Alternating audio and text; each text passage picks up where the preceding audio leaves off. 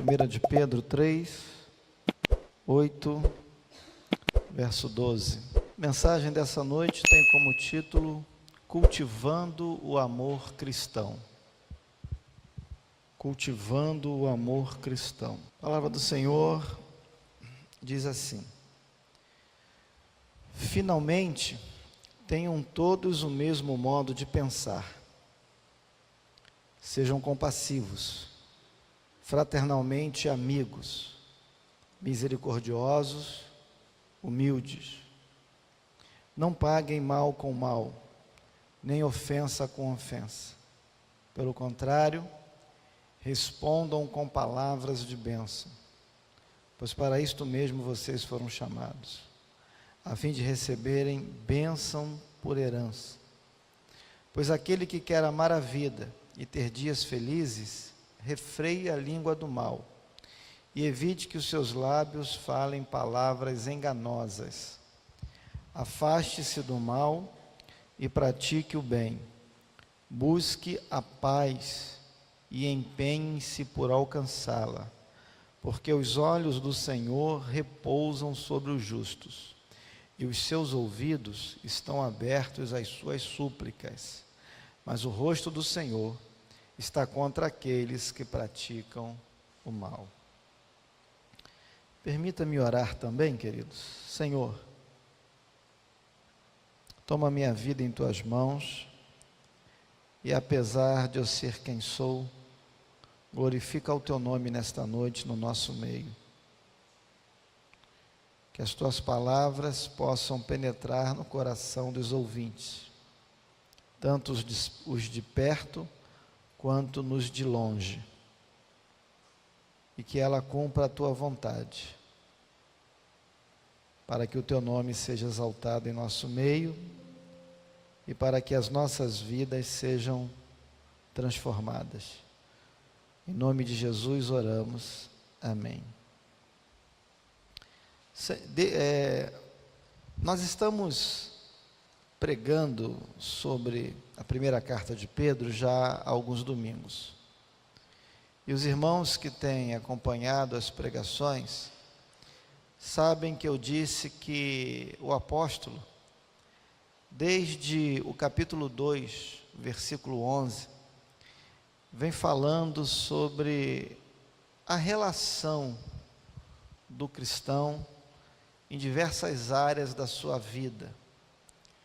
Nós vimos nessa série de exposições, nós vimos que Pedro falou, por exemplo, do relacionamento entre governantes e governados, a partir do versículo 11, do capítulo 2. Depois, quando ele chega no versículo 18, ele vai falar sobre o relacionamento entre patrões e empregados. Quando ele entra no capítulo 3, a partir do primeiro versículo, ele vai falar sobre o relacionamento entre maridos e esposas. Inclusive, essa foi a minha mensagem no domingo anterior, até meio que de maneira inusitada, né? Ali no salão social, sem luz, mas um culto bastante agradável também.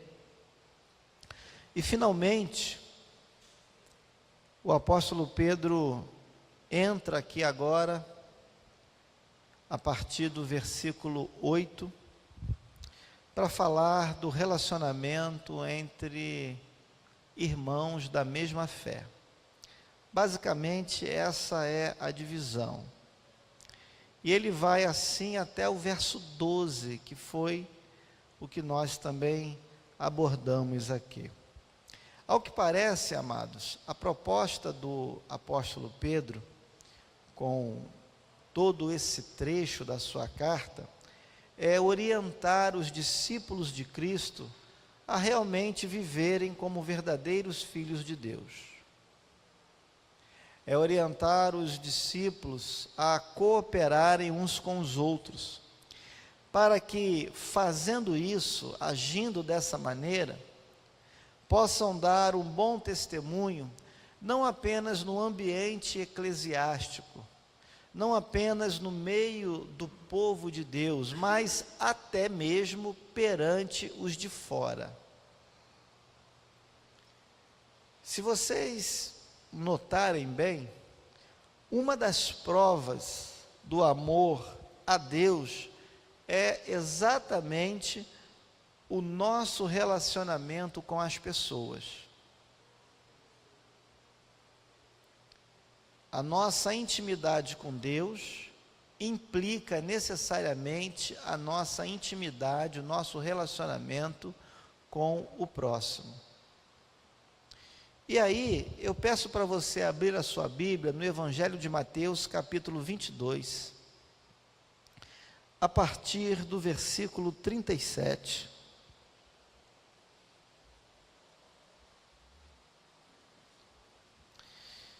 Certa feita, Jesus foi interrogado sobre qual era o mandamento mais importante. E Jesus, sabiamente, disse, basicamente, duas coisas. Jesus falou que o primeiro e grande mandamento é amar a Deus. Amar a Deus sobre todas as coisas, amar a Deus acima de tudo. Mas Jesus também disse uma outra coisa além dessa.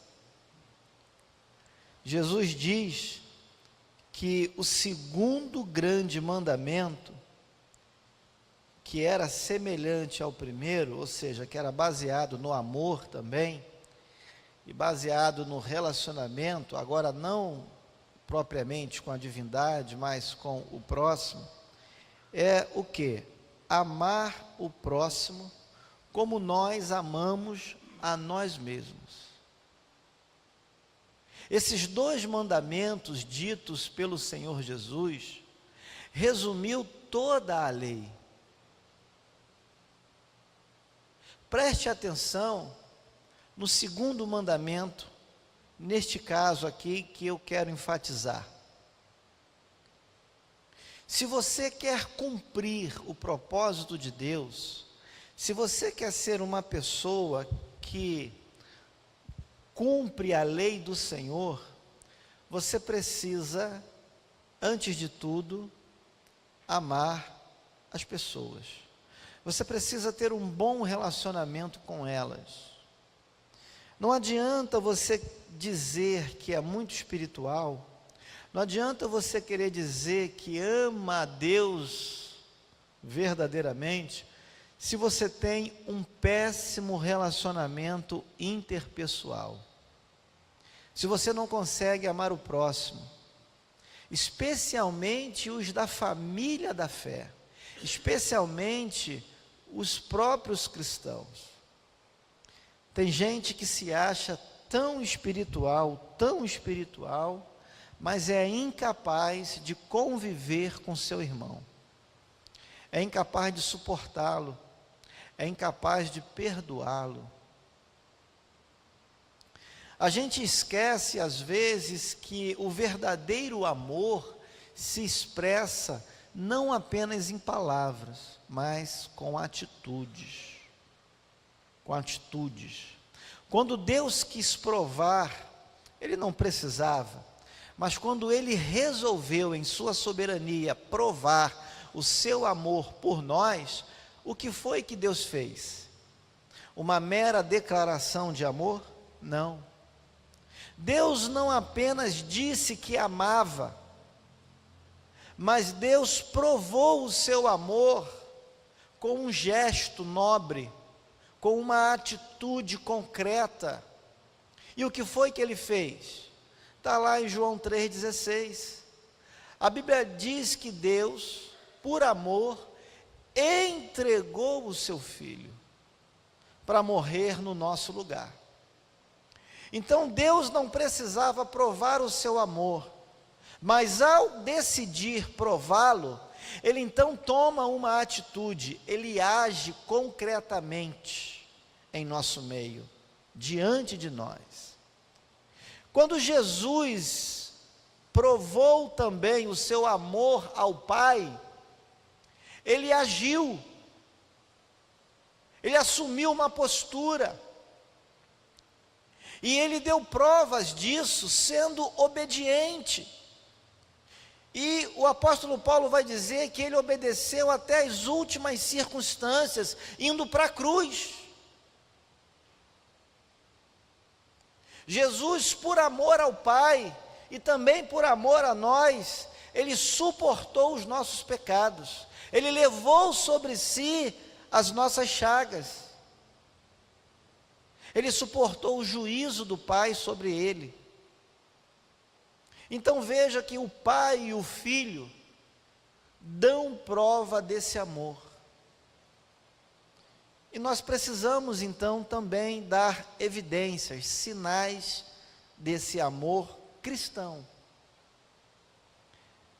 Abra a tua Bíblia na primeira carta de João, lá no final da Bíblia, praticamente, capítulo 4, a partir do versículo 20.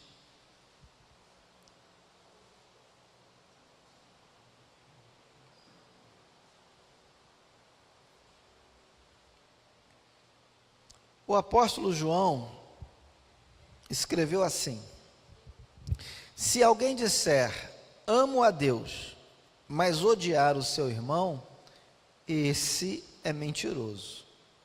Pois quem não ama o seu irmão a quem vê, não pode amar a Deus a quem não vê. E o mandamento que dele temos é este: quem ama a Deus, que ame também a quem? Ao seu irmão. Então a pergunta que nós precisamos nos fazer é: será que eu amo o meu irmão? Será que eu cultivo o amor fraternal? Será que eu de fato cultivo o amor cristão? Será mesmo que o meu testemunho é de alguém que de fato ama a Deus? Como é que eu amo a Deus e não consigo conviver com o meu próximo? É complicado. A Bíblia está nos desafiando a provar o nosso amor por Deus, amando as pessoas, especialmente os da fé. O apóstolo está dizendo que se você não ama o seu irmão, você é mentiroso. Não são palavras do pastor Albert, está aí também na sua Bíblia. João está dizendo, no versículo 20, quem diz, amo a Deus, mas odeio o seu irmão, esse mesmo é o quê? Ele está mentindo, ele está sendo falso. Então nós temos que ter muito cuidado com isso. Então eu quero convidar você a se deter comigo aqui, nesse trecho da carta do apóstolo Pedro, para nós investigarmos alguns sinais do amor cristão, especialmente perante os de dentro, e secundariamente perante os de fora também. Então, olha comigo com bastante carinho, com bastante atenção, para o que o apóstolo Pedro escreveu no versículo 8. Pedro vai dizer assim: finalmente, tenham todos o mesmo modo de pensar.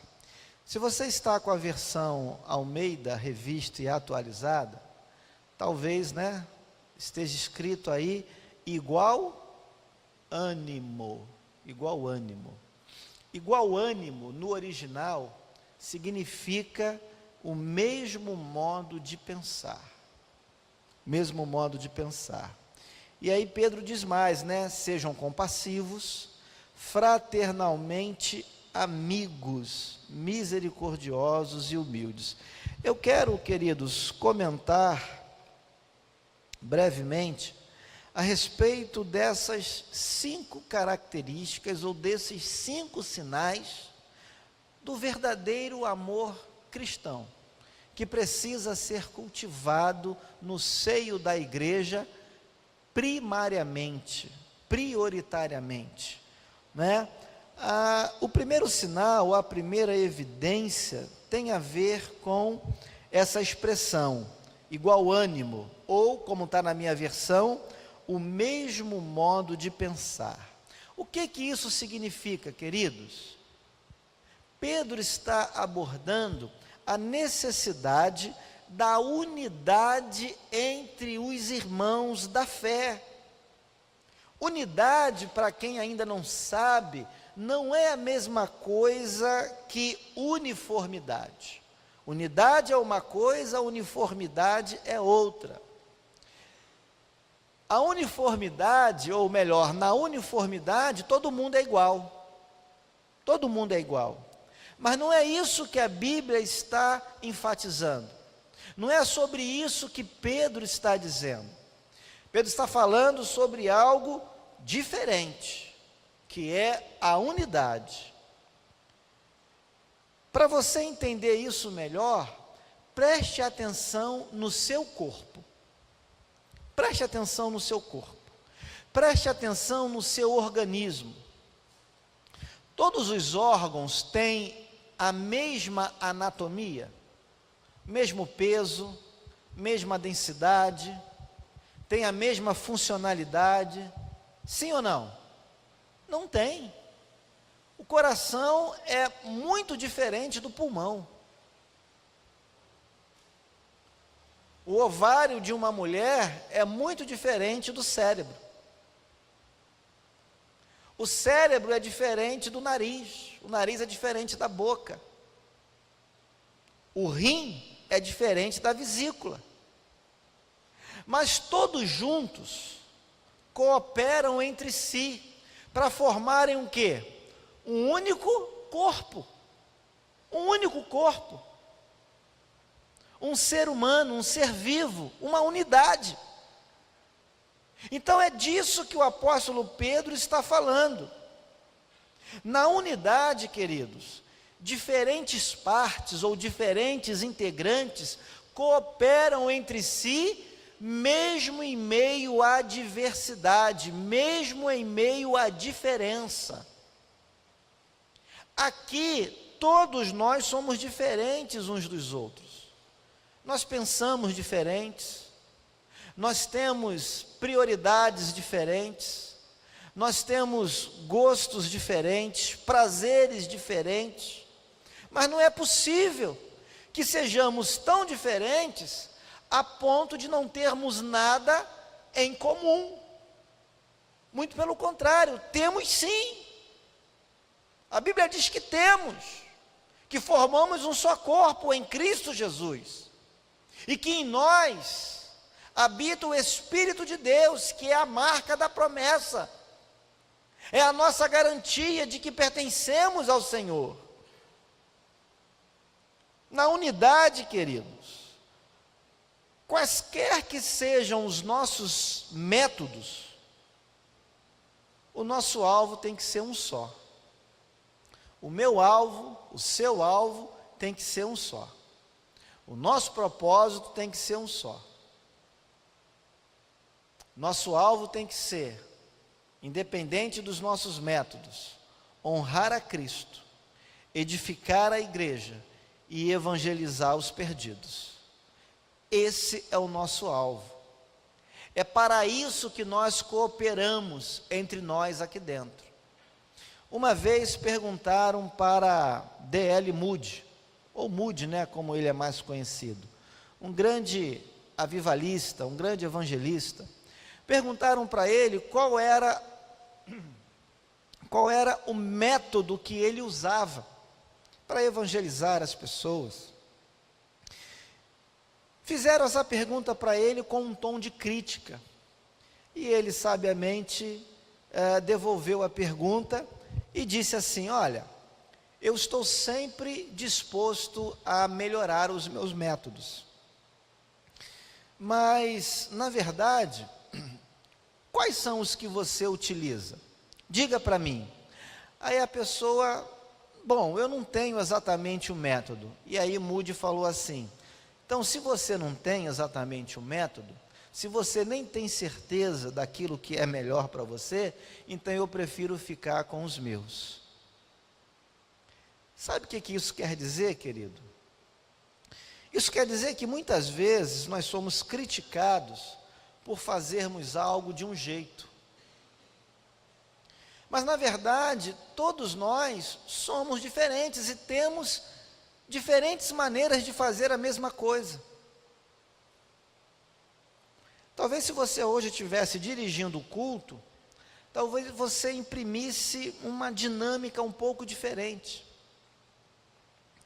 Talvez se você estivesse tocando violão, talvez você mudasse de mão. Talvez se você fosse pregar hoje, nesta noite, você não escolheria esse texto, escolheria um outro para pregar.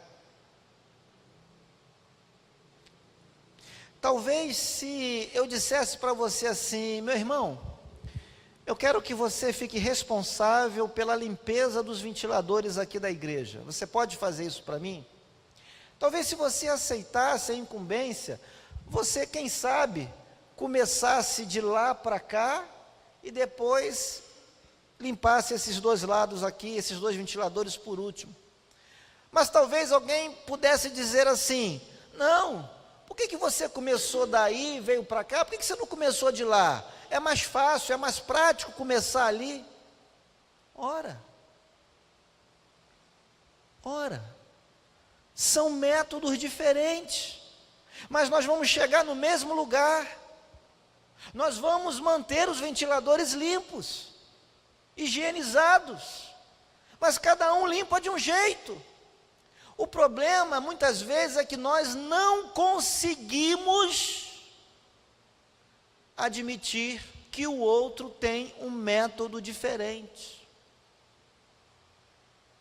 Há aquelas pessoas que acreditam que tem sempre o melhor método, sempre a melhor maneira. Essas pessoas normalmente se tornam críticas de tudo e de todos. Não podem ver ninguém fazendo nada diferente do que ela faria, porque criticam. Então, cadê a unidade nisso? Cadê o mesmo objetivo, o mesmo propósito? A unidade é tão importante no seio da igreja que Jesus orou por isso. Se você abrir a sua Bíblia em João 17, versículo 11, você vai se deparar com Jesus fazendo o que ficou conhecido como a oração sacerdotal. E no versículo 11 ele ora ao Pai, para que os seus discípulos fossem um. Ou seja, andassem em unidade. Jesus convocou 12 apóstolos, cada um diferente do outro, para poder ensinar a eles como que se caminha em unidade, como que se suportam um ao outro, como que podem cooperar um com o outro.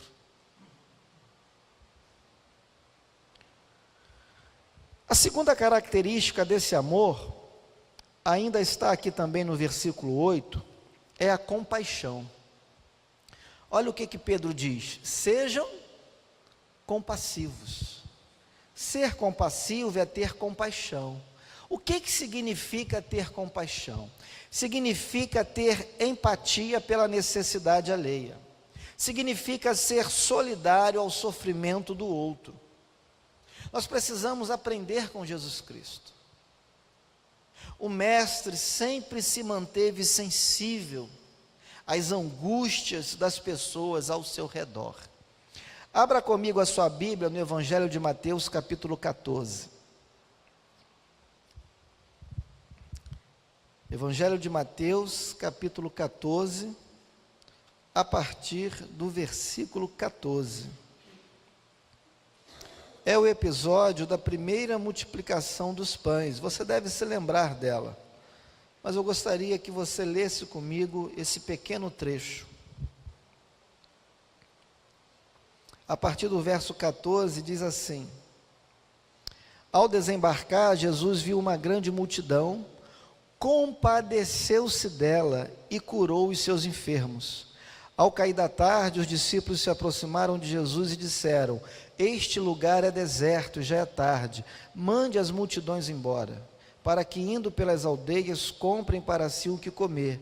Jesus, porém, lhes disse: não precisam ir embora, deem vocês mesmos de comer a eles. Mas eles responderam: não temos aqui senão 5 pães e 2 peixes. Então Jesus disse: tragam esses pães e peixes aqui para mim. E tendo mandado que a multidão se assentasse sobre a relva, pegando os 5 pães e os 2 peixes, erguendo os olhos para o céu, os abençoou. Depois, tendo partido os pães, deu-os aos discípulos, e estes deram às multidões. Todos comeram e se fartaram, e ainda recolheram 12 cestos cheios dos pedaços que sobraram. E os que comeram eram cerca de 5.000 homens, além de mulheres e crianças. Queridos, a compaixão faz com que a gente olhe a vida, olhe as circunstâncias da vida com os olhos do outro. Há pessoas que mantêm um coração duro diante do sofrimento alheio, diante da angústia alheia. Não se importa se a pessoa está chorando ou está sorrindo, para ela está tudo bem.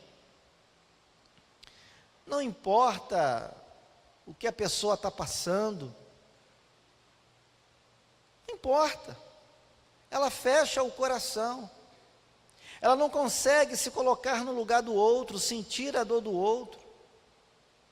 Se acontece um problema na família do outro, há pessoas que só sabem criticar, só sabem falar mal,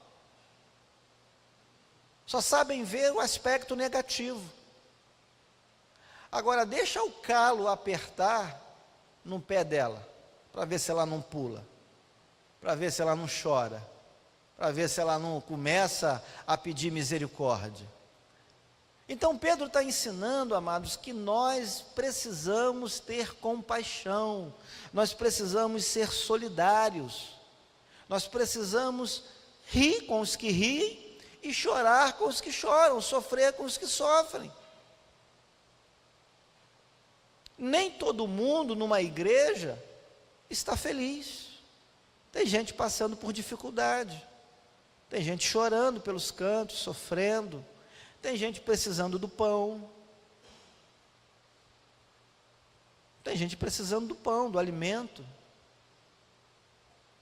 E às vezes você endurece o coração, é insensível ao problema do outro. Você não liga, você não quer saber se está bem, se não está bem, se veio está bom, se não veio também está bom, se falou com você está bom, se não falou também está bom. Você não tem empatia. A igreja precisa ter empatia. Nós precisamos chorar com os que estão chorando. Mas tem uma outra característica desse amor. O apóstolo Pedro diz assim no verso 8: fraternalmente amigos. Fraternalmente amigos, nada mais é, em outras palavras, usando uma outra expressão, do que o próprio amor entre os irmãos, o amor fraternal. Pedro está querendo nos ensinar, amados, que nós precisamos amar os nossos irmãos da fé, não porque eles são virtuosos, não porque eles têm muito a nos oferecer, mas nós devemos amá-los apesar dos defeitos deles, apesar das fraquezas deles. E essa é a tarefa difícil, esse é o grande desafio. Nós temos muita facilidade para amar, para suportar, para conviver com aquelas pessoas que nos agradam, que fazem tudo do jeito que a gente gosta, tudo do jeito que a gente quer. E nós temos até a facilidade para poder conviver, sorrir para aquelas pessoas que nos abençoam. Agora, nós temos dificuldade para amar aquelas pessoas que erram quando a gente pede para fazer algo de uma determinada forma. A pessoa errou porque não sabe fazer, errou porque é ser humano, errou porque não é super-homem, não é Mulher Maravilha, errou porque é como eu, é pecador, e o pecado atingiu as nossas faculdades. Então, nem tudo a gente faz bem, nós temos limites, nós somos ainda de carne e osso, nós temos sangue correndo na veia, nós não temos toda a inteligência, nós não temos todas as habilidades. Há coisas que nós fazemos de uma forma maravilhosamente bem, mas há coisas que nós fazemos com precariedade. E se isso nos contraria, há aqueles que ficam indignados, não têm um pouco de paciência, não conseguem amar o irmão quando o irmão o contraria, quando o irmão diz não, quando o irmão o adverte. Pedro está dizendo que nós temos que exercitar esse amor fraternal. Não podemos amar as pessoas aqui dentro por causa dos seus méritos apenas. Não, nós temos que aprender a conviver com elas apesar de suas debilidades, fraquezas, deficiências, incapacidades. Precisamos aprender isso, exercitar isso. Uma outra característica aqui, misericórdia. Olha o versículo 8. Depois de fraternalmente amigos, Pedro vai dizer que nós precisamos ser misericordiosos. O que é ser misericordioso? Ser misericordioso, amados, é inclinar o coração diante da miséria da outra pessoa.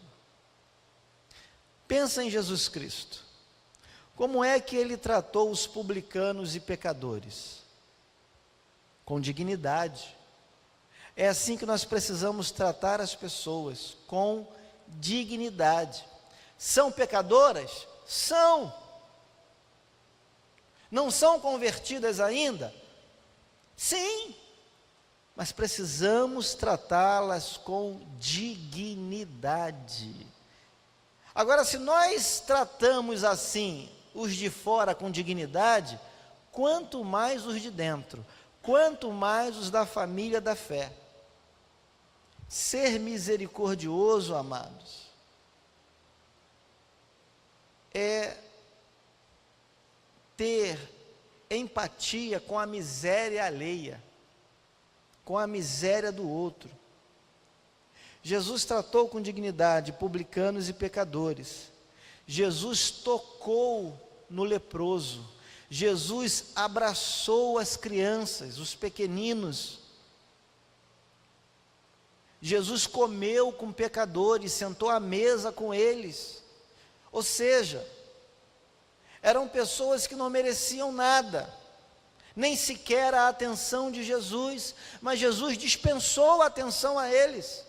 Jesus parou para ouvi-los, Jesus parou para curá-los, Jesus parou para dar-lhes de comer, Jesus parou para abençoá-los.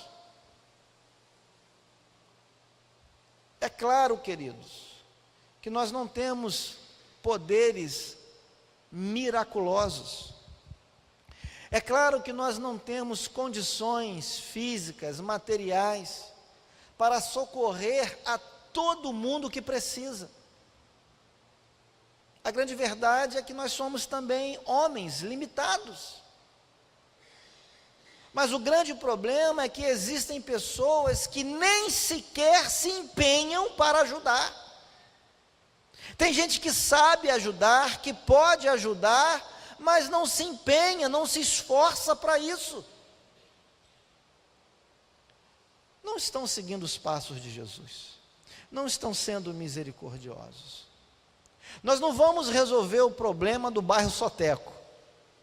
Nós não vamos resolver o problema do município de Vila Velha. Nós não vamos resolver o problema do Brasil. Mas será que não há nada que nós possamos fazer? Não há nenhum tipo de ajuda que nós possamos oferecer? Ainda que isso nos custe alguma coisa, exija de nós um empenho, um esforço a mais.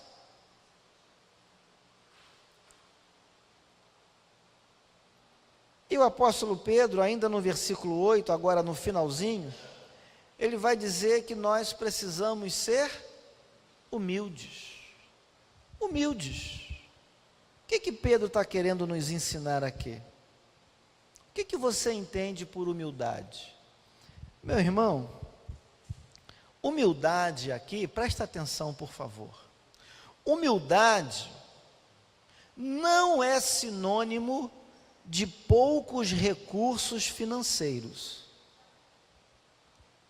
Humildade aqui também não significa ter um baixo nível de escolaridade. Sabe por quê? Existem pessoas com baixo nível de escolaridade, existem pessoas com poucos recursos financeiros, mas que são o quê? Nariz empinado. São pessoas orgulhosas, são pessoas vaidosas, são pessoas prepotentes. Pessoas com as quais você conversa, você dá uma orientação, você faz uma advertência, você sugere, recomenda alguma coisa, e essas pessoas não querem te ouvir. Elas querem continuar do jeito como estão. Acham que estão melhor assim, que vivem melhor assim. São pessoas prepotentes, são pessoas orgulhosas. Não aprendem nunca. Ouvem o ensinamento e não aprendem. Não aprendem. Então, humildade necessariamente não tem nada a ver com recurso financeiro. Tem gente que é pobre, que é vaidosa, é orgulhosa, é prepotente. Então, o que é ser humilde? O que significa ser humilde à luz da palavra de Deus? Ser humilde, amados, é ser grande, mas se considerar pequeno. Ser humilde é ter tudo à sua disposição, mas se preciso for, abrir mão de tudo. É considerar como se não tivesse nada. Ser humilde, amado, é você saber aprender. Ser humilde é você saber ouvir. Ser humilde é você saber até mesmo aceitar o diferente. É você entender que aquela pessoa que está do seu lado também tem valor. Tem gente que não valoriza o que o outro faz. Já disse, acha que só o que ela faz, da maneira que ela faz, é que está correto, é que é o certo. Essa pessoa é humilde? Não, não é humilde. Não é humilde, amado. Humilde é você saber honrar o outro. É você perceber a virtude do outro. É você recompensar o esforço do outro. Ser humilde é ser como Jesus Cristo. Abra a tua Bíblia em João capítulo 13 agora. Vamos aprender com Jesus o que é ser humilde. João capítulo 13.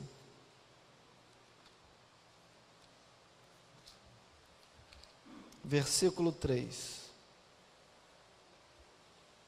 Abriu? Preste atenção.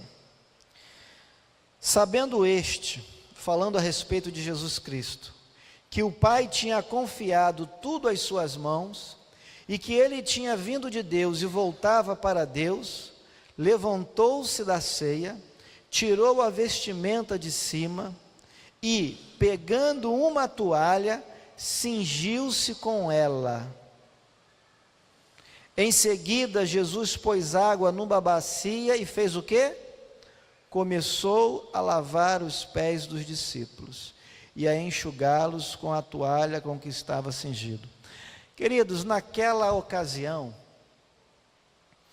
o trabalho de lavar os pés das pessoas que chegavam à casa era destinado ao escravo menos importante da casa do Senhor. O Senhor tinha vários escravos. E aí, aquele escravo menos importante era o responsável por lavar os pés das pessoas quando elas entravam na casa. Nós precisamos entender que naquela época não tinha tênis, sapato bonito, igual o Tony está usando, não. Né? Caro, reforçado aí desse jeito, não, não. Antigamente as pessoas andavam com sandália aberta. As ruas não eram asfaltadas, eram empoeiradas. Não tinha bicicleta, tinha carro. As pessoas iam de cavalo, iam a pé, pelas estradas afora. As distâncias eram grandes, a caminhada era demorada. Como é que os pés dessas pessoas ficavam ao longo do percurso? Todo sujo, todo empoeirado. Então você era convidado para um jantar, você era convidado para uma reunião, e aí quando você adentrava na casa daquela pessoa que te convidou, o que acontecia? Era de bom tom, era de boa educação fazer o quê? Pegar o escravo e mandar que esse escravo lavasse os pés do seu convidado, os pés dessas pessoas. Jesus dá esse exemplo. Jesus se coloca como o escravo menos importante. Jesus se ajoelha, se debruça.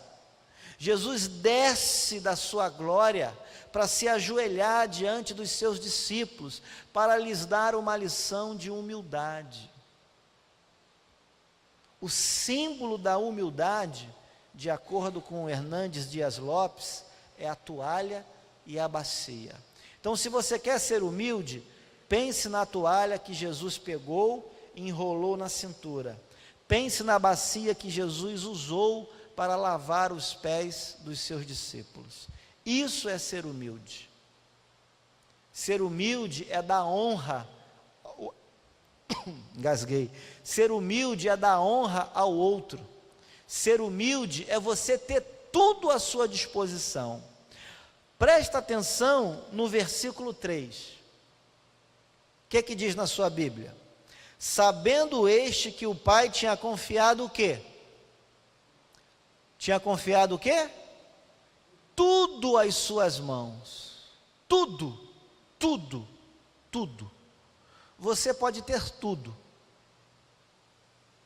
Mas se você for uma pessoa humilde, você vai honrar o outro. Você vai abrir mão daquilo que não é importante, para que o outro apareça, para que o outro também sobressaia. Tem gente que não é assim. É só ele. Primeiro ele, segundo ele, terceiro ele. Será que essa pessoa é humilde? Amados, versículo 9. O que o apóstolo Pedro diz no versículo 9 agora? Vamos ler? Não paguem mal com mal, nem ofensa com ofensa. Pelo contrário, respondam com palavras de bênção, pois para isto mesmo vocês foram chamados, a fim de receberem bênçãos por herança. Queridos, Pedro agora, ele sai um pouco do ambiente eclesiástico, do ambiente de dentro da igreja, e ele agora foca um pouco no relacionamento do cristão com os de fora. Naquela época, os cristãos estavam sendo muito perseguidos, intensamente perseguidos.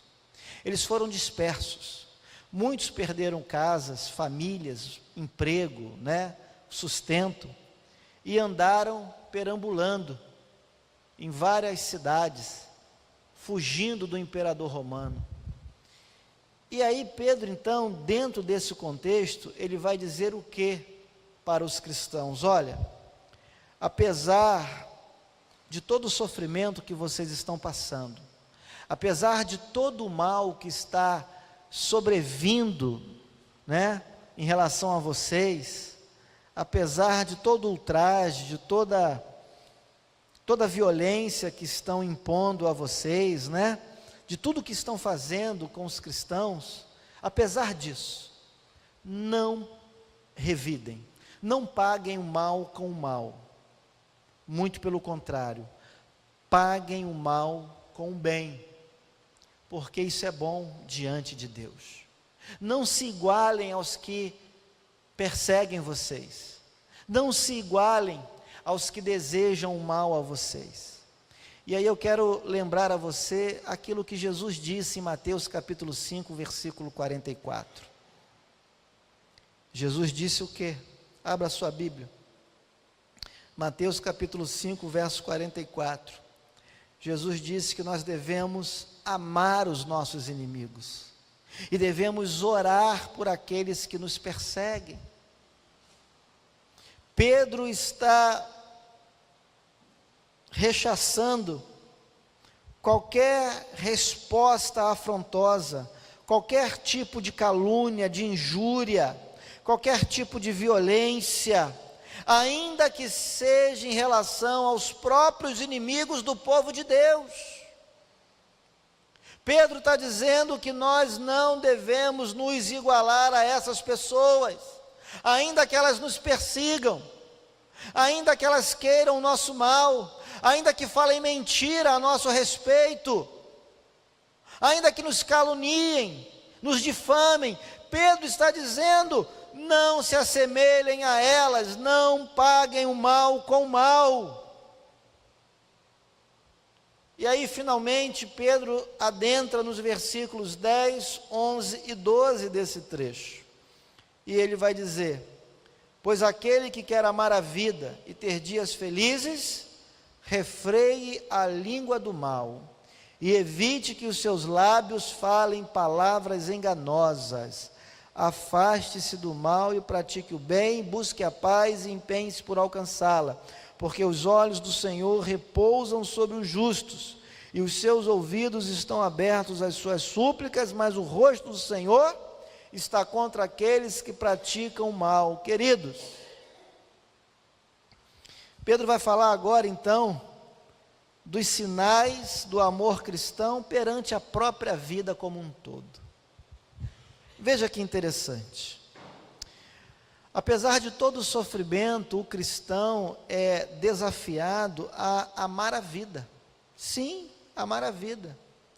Eu sei que muitos sofrem, muitos passam por diversos problemas, mas o apóstolo Pedro está dizendo que, na verdade, o cristão foi chamado para enfrentar os seus próprios problemas. Em vez de viver cabisbaixo, melancólico, depressivo, frustrado, por causa das dificuldades da vida, Pedro está dizendo que nós devemos levantar a cabeça, seguir em frente, devemos amar a vida, sabendo que podemos orar e pedir a Deus por dias melhores, por dias felizes. E quando esses dias felizes, esses dias melhores chegarem até nós, até a nossa casa, nós precisamos então reconhecer que, na verdade, eles são sim uma expressão da graça de Deus, da bondade do Senhor para conosco. Eu fico me perguntando o que dá na cabeça desses pregadores, desses líderes cristãos, que são capazes de assumir o púlpito e dizer assim: olha, hoje, a partir de hoje, vocês não vão mais sofrer. Entregue sua vida a Jesus, que a partir de hoje você não vai mais sofrer, você não vai mais ter problema nenhum. Jesus agora está mudando a sua sorte. Jesus agora está tirando todos os seus problemas, você agora não vai sofrer mais. Que maluquice é essa? Que pregação é essa? Da onde se tira isso da Bíblia? Jeremias sofreu durante todo o seu ministério, ninguém se converteu quando ele pregou. Isaías foi cerrado ao meio, Paulo foi decapitado, Pedro foi crucificado de cabeça para baixo, Tiago, o primeiro mártir da igreja primitiva, morreu a fio da espada, Herodes mandou decapitá-lo. João Batista, que batizou Jesus, perdeu sua cabeça, teve sua cabeça oferecida numa bandeja, numa grande festa. Todos esses homens morreram sofrendo. E como é que você então não vai sofrer mais? Que evangelho é esse? Eu não conheço esse evangelho. Venha para Jesus e todos os seus problemas acabaram. Eu só conheço isso com uma pessoa, o Chapolin Colorado. É só ele. É só ele. Né? Não tem um negócio lá do Chapolin Colorado, Chapolin Vermelho? Que ele diz, né? E tem também aquele vira-lata. Aí já é mais antigo, né? Todos os seus problemas acabaram, o vira-lata chegou. Lembra disso? Tinha um slogan assim. Tinha a Doce Polly, o Gato Félix, né? Tinha esses desenhos antigos aí.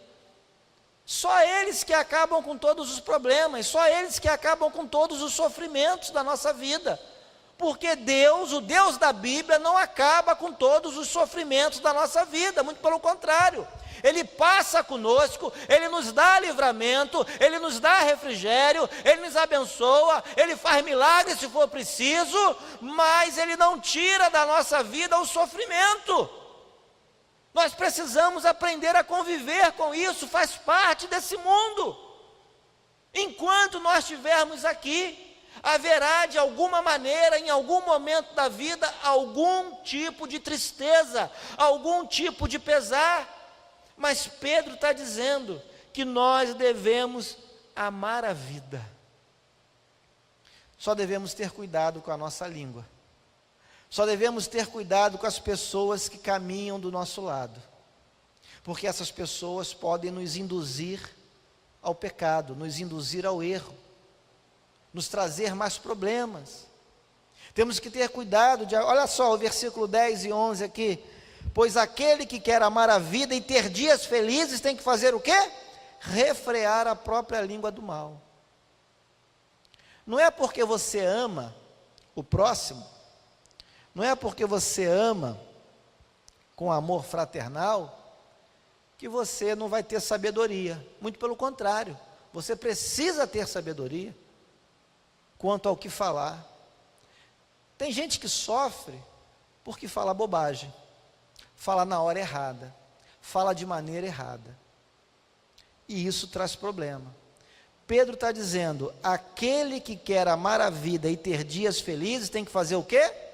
Refrear a língua do mal, evitar que os seus lábios falem palavras enganosas. Versículo 11, afaste-se do mal e pratique o bem. É a lei da semeadura. É a lei da semeadura. Aquilo que você quer que os outros façam a você, faça você também aos outros. Faça você também da mesma maneira. Tem gente que quer plantar vento, né? Vai colher o quê? Tempestade. Vive mal, age mal, fala mal, fala o que não deve, na hora que não deve e da maneira que não deve. Caminha com pessoas que a levam para o abismo. Caminha com pessoas que só praticam o mal. Como é que essa pessoa quer ter dias felizes?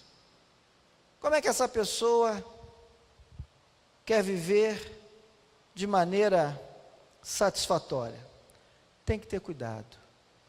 Queridos, que o Senhor nos dê essa capacidade de podermos evidenciar os sinais do amor cristão.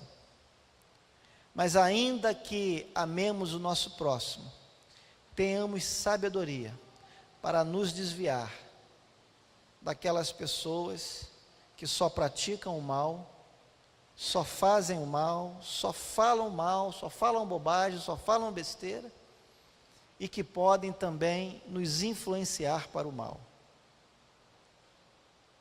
Vamos viver com sabedoria, vamos evidenciar humildade, misericórdia, compaixão, unidade. Os métodos podem variar. Eu faço de um jeito, meu irmão faz de outro jeito. Então, quando o meu irmão está à frente, é do jeito dele. Quando eu estiver à frente, é do meu jeito. Quando o Joãozinho ali estiver à frente, ele tem outro método, ele tem uma outra maneira. Mas nós somos um só corpo. Nós temos que andar em unidade. Nosso propósito: honrar a Cristo, edificar a igreja e evangelizar os perdidos. E que Deus nos abençoe.